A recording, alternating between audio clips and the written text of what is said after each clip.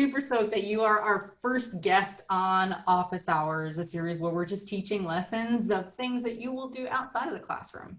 While I would say that my guest on today's show needs no introduction, he's just too cool to not introduce him. This is Morgan Ingram from Muffins with Morgan. Morgan, welcome to the show. Yeah, absolutely happy to be here, MK.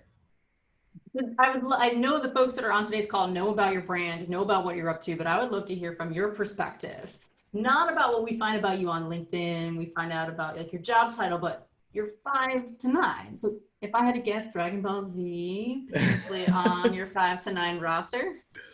Yeah, so I'm a huge video gamer. Fun fact, I guess middle school, Halo 2, got to play on MLG, which basically is like pro level, so like Major League Gaming. So I was like really, really into it. I still play video games today. And then also I'm a big reader. I read fiction.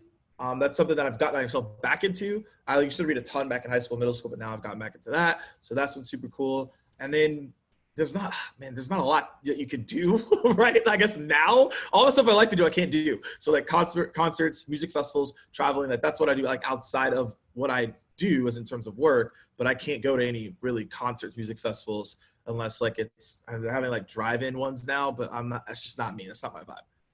I feel that. And especially with a little bit more time on our hands these days, getting back into the reading game, being able to spend some more time thinking creatively about how you're going to spend your time, it's like, that's a full-time job in and of itself. Yeah, absolutely. Absolutely. Nice. So for this first live episode that we have, we're talking about how to create a tech stack, a sales tech stack in particular, that's going to deliver a personal experience. So I want to first start off by saying there are so many tools out there right now for people in business development roles to do their job and do it effectively. I'd love to hear your thoughts when you think about the tech stack. What runs through your mind right now about the sales suite of tools that are available for BDRs? There's a lot. However, at the same time, don't get caught up because there is a lot. What I normally tell people at the end of the day is to focus on 3 different tool sets and then evolve from there. So number 1 is a sales engagement tool. So those are like the sales lofts, the outreaches of the world. You probably have something that allows you to send emails at some type of scale and allows you to manage your task in a way that isn't overwhelming, like you're just doing just Salesforce tasks. So you should have some type of sales engagement tool across the board. Again, whatever that is, that's going to be really important for a BDR. Number 2 is going to be your data. All right. So like, how are you going to get your emails? How are you going to get your numbers? You better have some type of data source. Normally what I recommend people, and I don't know, people that obviously you have to get budget for these things, but I normally recommend 2 different data sets. So if it's something that you get from your company, there's a lot of tools out there that will give you like free credits per month, whether it's free 50 credits, 100 credits, there are sources out there. I would lean in on that. And then number 3 is the most important, which is the CRM. So that could be obviously Salesforce or HubSpot or Dynamics, you name it. That's what you should be focused on. So if you have those 3 tools in your toolkit, then you're going to be successful as a BDR, and you don't necessarily need all the other tools out there. Once you've understood what those tools are, then you can evolve to the other ones that are out there. But don't get caught up in like, oh, I got 50 tools. Well, it's like, can you use the 50 tools the right way? Because then they don't really matter. There are a bunch of CROs who are listening to this episode who are just out there snapping their fingers like, yes, please, fewer tools, the less systems we have to manage, the less workflows we have to manage, the cleaner our data, the better precision we have at being able to understand more about the efficiency of our funnel. I love that. The other thing that I love about this is that you thought of data as a tool. Can you elaborate a little bit more on that? Yeah, so you have to know how to leverage data in order to reach out to certain people. I use it as a tool because there are some data tools that can create lists for you, that can run a certain region that you may be going after. They may be able to run, oh, this industry, we're doing really well here. Let me pull a list of all these people in this industry.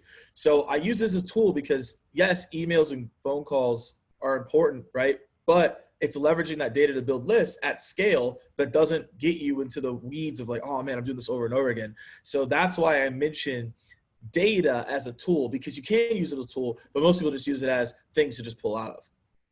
Nice. Yeah, I think that's such a really important and compelling point where right now we're in this phase of like tech bloat.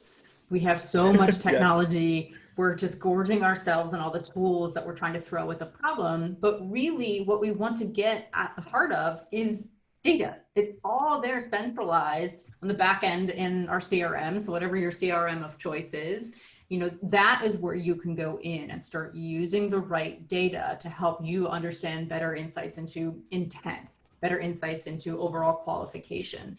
I'm curious though, do you have any go-to reports? Do you have any like data that you like go to every single day? Tell me more about that.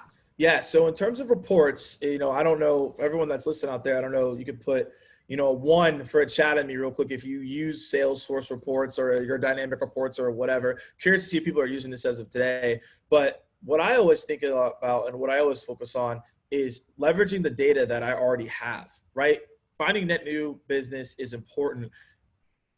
There still is opportunities in your CRM. So the reports that I look for is the close loss report. I went through that last week. Who did we lose to, right? What happened? Was it a competitor? Was it just due to COVID? Was it timing? Was it budget? You should have that report so then you're able to dive into different components you can reach out to those people with, right? So that's extremely critical. Also as well, what I look at is the close one report. I look at which industries are we closing the most in, which personas are we having the most conversations with, right? Number three is from a BDR perspective is the activity report. So you could look at, okay, who hasn't touched this account in the last 60, 90, 120 days? That's an account you should probably go pick up because someone dropped it. Because a lot of people aren't great at the follow through when someone says, hey, follow up with me in 6 months. They just drop the account, but you can nurture that account and keep that relationship. So these are different reports that I personally am looking through to make sure that I can give the best type of conversations to the people I'm talking to. I think that is so smart. I mean, my life motto is to work smarter, not harder. And so the fact that you're looking at closed loss reports to be able to understand who's due for, an outreach, and the fact that you're looking at the closed one reports for any trends that you might be seeing, whether they be industry related, whether they be point of contact related. And then you're also holding yourself accountable to the type of activity that you're doing by using the activity marker to understand what's working and not working in your own book of business. Exactly. I think that's the right way to be thinking about it. For Absolutely. those of you that are dialed in as well too, do you have any go-to reports? If you do, toss it in the chat. We'd love to hear from you about your go-to reports on top of the 3 that Morgan has just shared. One thing I want to point out though as well too is that you mentioned one of your 3 tools is engagement and an engagement tool. When you think about your engagement tool, what are you looking for in a piece of technology to help you build better, more personal engagement with the folks you want to do business with? Yeah, so one is I'm looking for analytics, right? Because I need to A/B test to figure out if it's going to work or not. Because if it doesn't work, I need to stop doing it. And if it does work, I need to continuously do it. So number 1 is analytics. Number 2 is something that's going to allow me to put multiple messaging in that I can A/B test, right? I want to make sure there's templates or snippets or something in there that, again, I can be using for the testing piece. And then another thing that I'm looking for is can it integrate with other technology as well, right? Because then I can use video, I could use some platforms like have Owler inside of them, right? So I want to be focusing on like, how can I use these and leverage them to get the most out of what I'm doing? So these are the things that I think about in terms of my sales engagement tool. I just want to make sure that it's easy to use and that I can use it to make sure that I'm looking at my analytics and scaling appropriately. I love that. One thing that you just mentioned though is scale. So you're spending time working smarter, not harder, using your engagement tool to be able to percolate the best learnings you have with that A/B testing. You're thinking about all the other tech that you can integrate it with. Ideally, you're doing this so that you can save time on the manual work that you're doing, so you can free up other time to do other things. What are those other things? Yes, so it's more from the active selling time. So 35% of a rep's time is active selling time. And what that means is that the time that you are doing what I like to call money-making activities. And so if you aren't trying to figure out ways to get more money-making activities on your calendar, then you're going to do a lot of admin work that you don't want to have to do, which is why this comes down to scalability and automation. So what those are things I've already mentioned, but following up with people, asking for referrals, making sure that you're reaching out to people that are in the sales cycle to have pipeline velocity. Like, these are things that I want to be focused on, right? Having more conversations on the calendar. So that's what it frees up the time for, because now you're, again, those activities are going to lead to the revenue that you're looking to obtain. Nice. And right now, especially given all the tools, all the tech bloat that everybody has, people are just setting it and forgetting it. And they forget how much of that active selling time is largely dependent on the way that you approach your work and the strategies that you have with your work. You outlined, using the data to help you sniff out where you want your strategy to go to be able to get make the most out of those active selling hours. When you start to use that data to help drive that, how do you use that to then actually build a much tighter, better, and relatable experience with the folks you're trying to get in touch with? Yeah, so I use it to create frameworks and formulas, because if I can use the frameworks and formulas that I have, I then can personalize on top of the frameworks and the formulas that I've established. Because if you're reinventing the wheel every single time, it's going to waste your time and it's going to be really annoying. So you might as well go ahead and be like, all right, cool. Like, this is the framework that I know I need for success. Let me personalize within this so then I also can be successful. So that's what I would recommend anyone to do right now. I think that's great. When you think about using we have a very clear distinction between personalization and being personal. Personalization, you look at the suffix-ation, that means a process, trying to develop a process, that lean framework of doing that at scale. Do you have any tips for those that are dialed in about how you can turn that personalization into something that is truly personal and one-to-one to the recipient? Yeah, it's going to be advice that you guys probably hear all the time, right? Like, it's going to their LinkedIn, going to the website, things of that nature.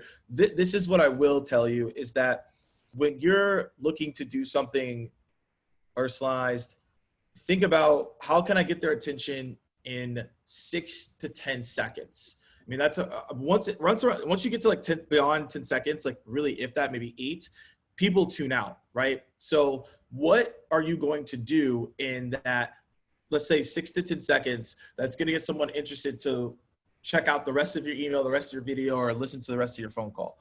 So that is something that I would be very, very focused on if I was a BDR right now, is how can I do that within that 6 to 10 seconds so that person makes me feel, oh, okay, like I want to talk to you. Again, getting words out of their LinkedIn about section, their job descriptions, stuff on their website. It's there. It's just being proactive to go find those things so then you can be personalized.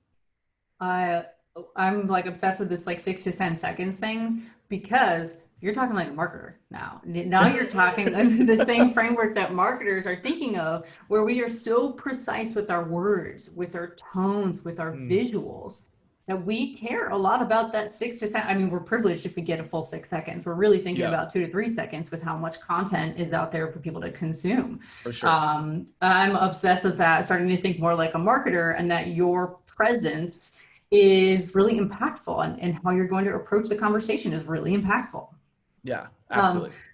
Speaking of impact and speaking of marketing, I can think of no other person that's really crushing the social selling and the personal brand form of selling that you're doing right now. Got any tips for the people who are dialed in, who are trying to adopt a more social selling approach, or any folks who want to fold in their personal brand as a selling agent? So let's take a step back on brand here. MK, what are your thoughts on brand? Ooh, I'm obsessed with brand. Okay. I'm obsessed with brand. The reason I think that the brand is the right way to be thinking about your business is because when you're delivering personal experience, you should be thinking about every single moment you are trying to create on behalf of the prospects or your customers, the folks you want to do business with. So your brand, your reputation, how other people talk about you when you're not in the room, that is everything to a marketer. And I feel like sales reps are starting to catch on to that now.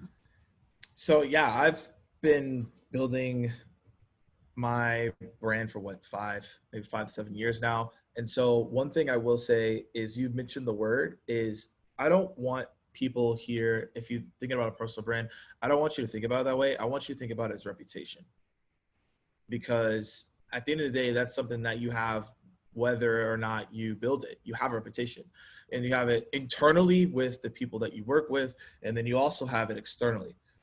So if you're thinking about social selling or things of that nature, you need to take a step back before you even post content and ask yourself, what am I trying to do here?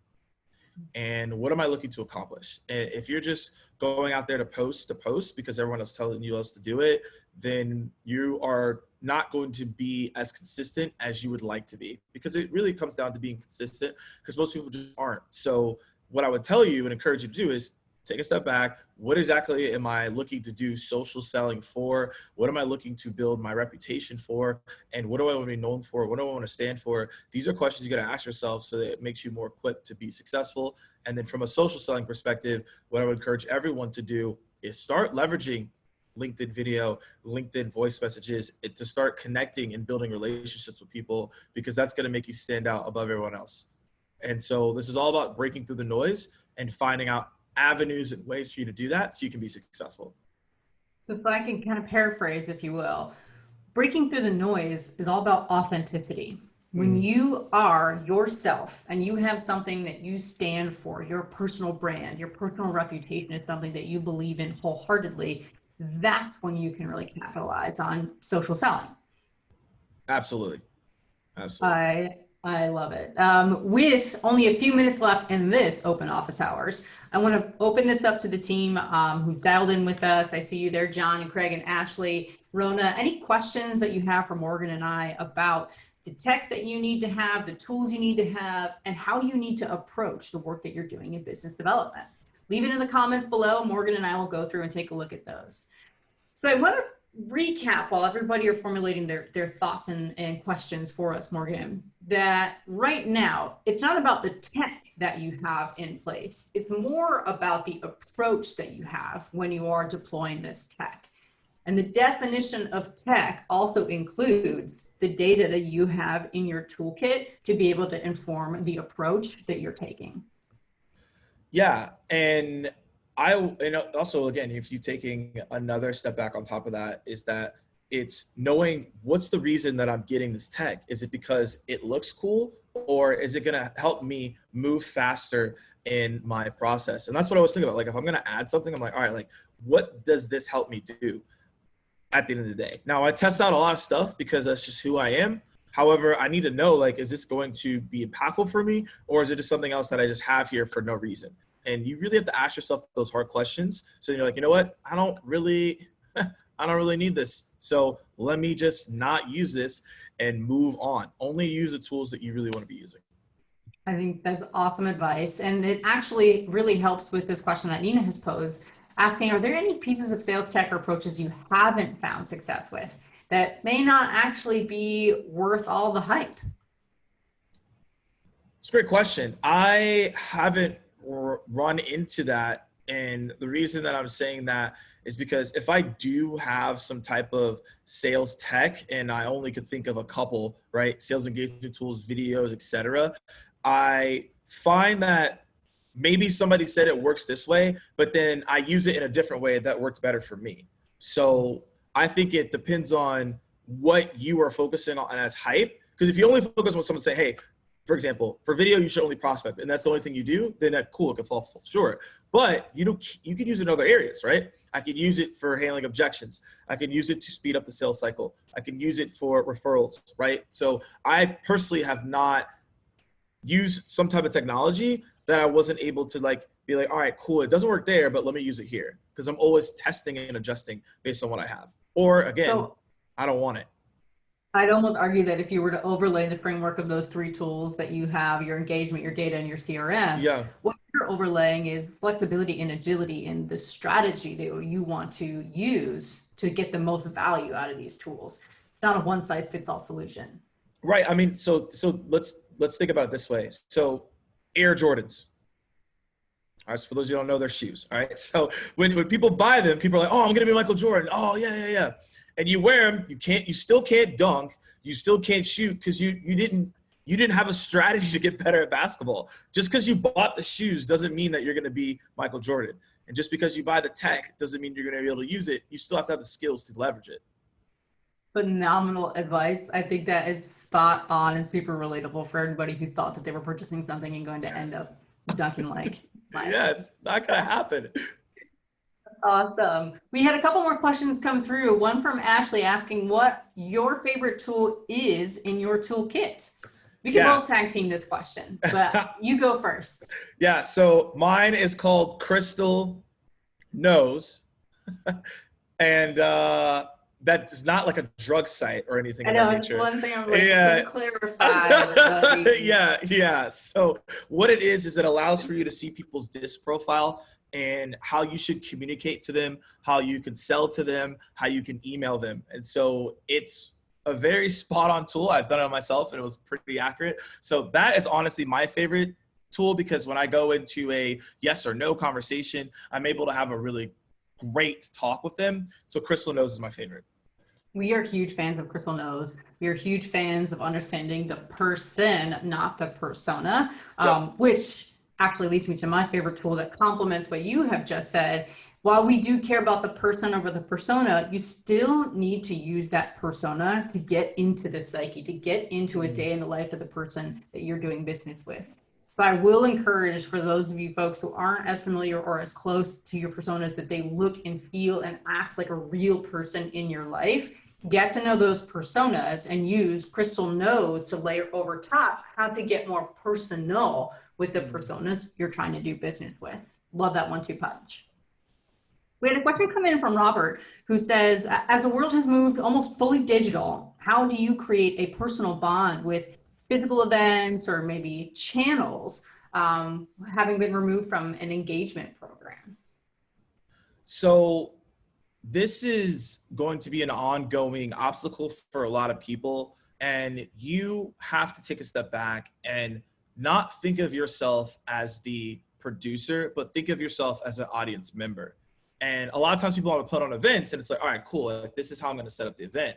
And not thinking about like, all right, so if I was sitting on a virtual event, how do I get people to feel engaged and that they're a part of something? So I would say, look at this from the lens of a audience member to make sure that it's fun, engaging, and something that's exciting. So I'll give you all examples. So every webinar that I do and that I host, I start off the webinar with the song, right? I tell people, ask people, where are you guys tuning in from, right? I come in the webinar with a ton of energy. So now you feel like you're a part of something and you're at an event, not just another thing that I signed up for. So that's the way to create bonds with people, and just making sure that you have very unique follow-up with people so that they will tune into you moving forward. So that would be my advice there.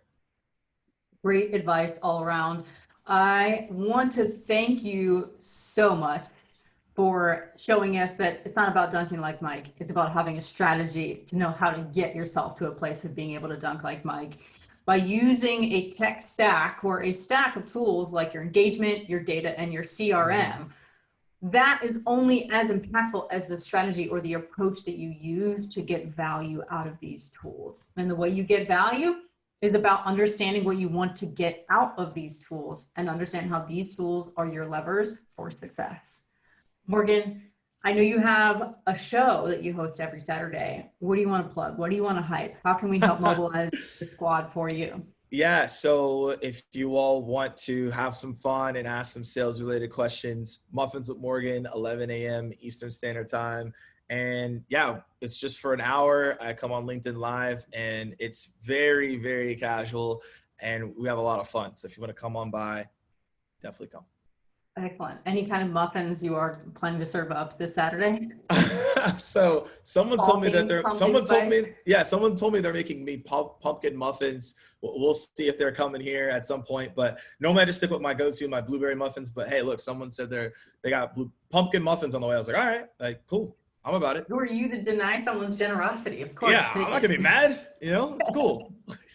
Excellent, Morgan. Well, thank you so much for sharing your expertise and your insights. We are so hyped to learn more from you as time goes on. For those of you that dialed in, thank you so much for joining us live. And for those of you that are watching this on demand, if you have questions for Morgan, join him every Saturday on Muffins with Morgan and LinkedIn Live. At what time is it again, Morgan? 11 a.m. Eastern Standard Time.